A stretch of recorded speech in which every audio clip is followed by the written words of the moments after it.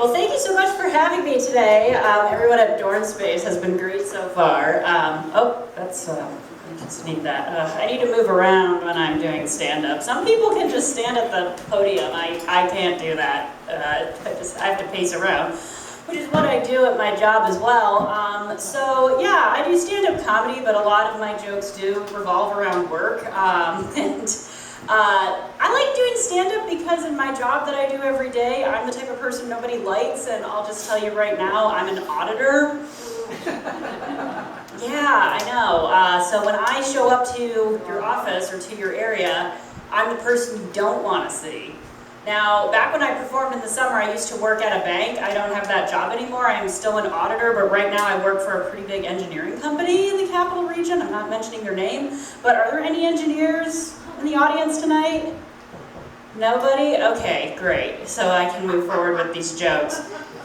I would say I have the best job in the world because I get to boss around guys who think they're smart all day long and tell them they're doing their job wrong. And I can tell when it's going to be a bad day at work when I walk in and I'm coming to my desk and the guys are already trying to get on my good side. So we're heading to the end of the quarter. I walk in last week and one of the guys who's like the meathead of the whole office, he's a nice guy, but he'll do anything to get on the big boss's good side. So I walk in and he's like, "Hey Angela, good morning. You look very attractive today." And I was like, "Thanks. What did you do?" And if you're not going to say what you did, I'm about to find out. So I started pulling his files to figure it out. And my job is to make sure buildings don't collapse. I don't know why anybody ever put me in charge of that. Yeah, so I'm originally from the area. I live in Saratoga Springs. I love it there. And I got the award for the Comedy That Works award, but one of my favorite awards is that I usually get when I perform stand-up is I get the Most Attractive Female Comic Award. And that's not a very difficult award to get, because if you go to any open mic, I'm almost always the only female there. And it's a room full of a bunch of dudes. I told that joke at Comedy Works on Friday night and I insulted every male in the capital region. Yeah, it was a good time. Nobody laughed at it and I like offended everybody in a millisecond. It was great. I don't know if this crowd is going to get this one, but I admitted to being a fan of Matt Riff. He's a really big comedian. He's coming to Schenectady next year. And I got every comedian mad about that. Oh, I'm like, whatever. It'd be mad that somebody's talented. Oh, that's why people didn't like me there. So when I moved back here, before I got the job, I just wanted to torment myself because I really love feeling rejection. So when I moved back to New York last summer, I went ahead and I downloaded all the apps. And I mean ZipRecruiter, LinkedIn, Glassdoor, Indeed, because I was job hunting. And if you think getting rejected when you're wanting to date somebody or go out a date is bad, it's even worse when you get rejected when you apply for a job and you get an email 30 seconds later saying you're unqualified. While we were impressed with your experience, we've moved on to another candidate. There is no way a human read my resume. I got bumped out of some algorithm. Just say you're untalented, we don't want you, or we're not recruiting anymore, or we just have a robot that spat out your resume for no reason. So that was not fun last summer. I mean, as you know, I'm employed now, so I had some jokes about being unemployed, but those aren't gonna work anymore because I left my last job at the bank, and then I got the one at the engineering company right away. So I'm like, oh, dang it, I can't do my week of unemployment jokes. You know, I really lost my edge as getting older. I know I look really young. I get carded all the time when I go out. But I'll let you know, I'm in my 30s. I just turned 31 this year. And so far my 30s have been great. But I used to go out anywhere and get hit on all the time. I'm not saying that's a good thing. It just happened a lot, and to the point where it was almost annoying. And that doesn't happen anymore.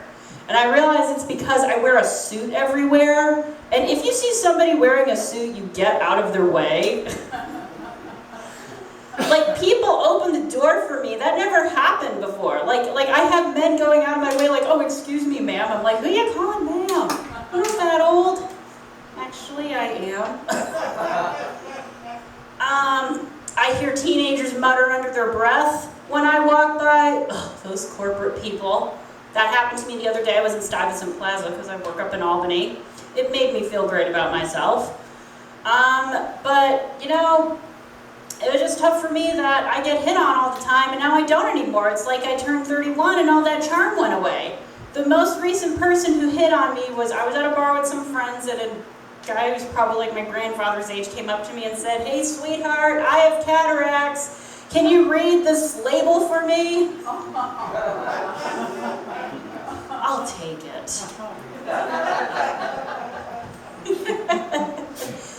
We had a poet go on before me, very talented. I admire poetry, I really do. I went to college for a writing degree, and the hardest part of it was my poetry class.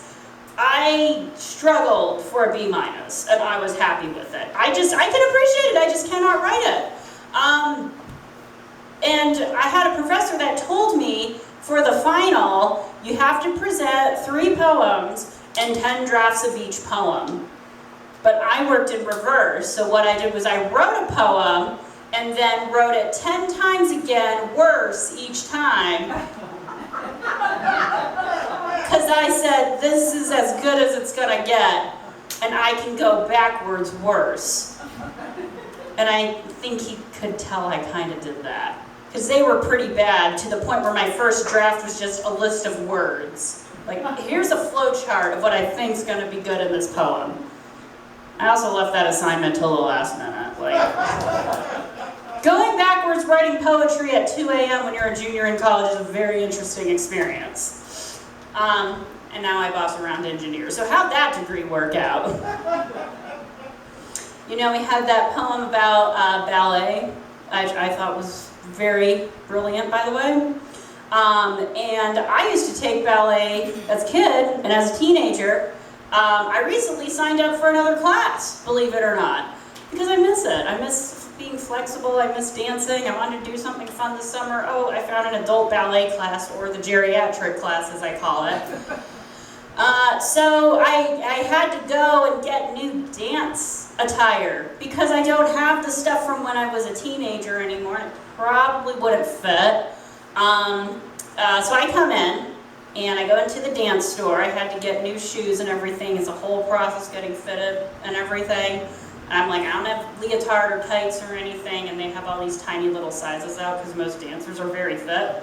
So I was like, yeah, I would like a black leotard. And you just see the lady, she like looks at the stuff on the shelf, and then she turns around her. There's always somebody working in the back room you don't see at these dance stores, and she's like, "Hey, Midge, you got any of those extra larges back there?" We got some old lady coming in here thinking she's gonna take dance class again. And she comes out like, "Well, you're gonna wanna see this one." And I said, "I want point shoes, you know, like the toe shoes." Yeah, I used to do it. They couldn't believe I used to. I've still got it. But let me tell you, dancing around as a little teenager as compared to somebody who gained like 40 pounds in the past 10 years because I sit at a desk all day, you feel it when your second toe is holding all the weight on your body. They really need to make steel-toed toe shoes. I don't know why they don't do that. It would make our lives much easier. Oh, then you can't like break the shoes and everything. That's a whole other set. But anyways, I went out with my extra large sizes and everything. I felt great after going to the dance store, and I'm like, I have no idea why dancers have body positivity issues all the time. I have no idea why I had issues as a teenager. But I like tormenting myself and feeling rejection, so this is why I signed up for the dance class. Anyways, that's really my time. My name's Angela. Thank you so much for having me, everybody.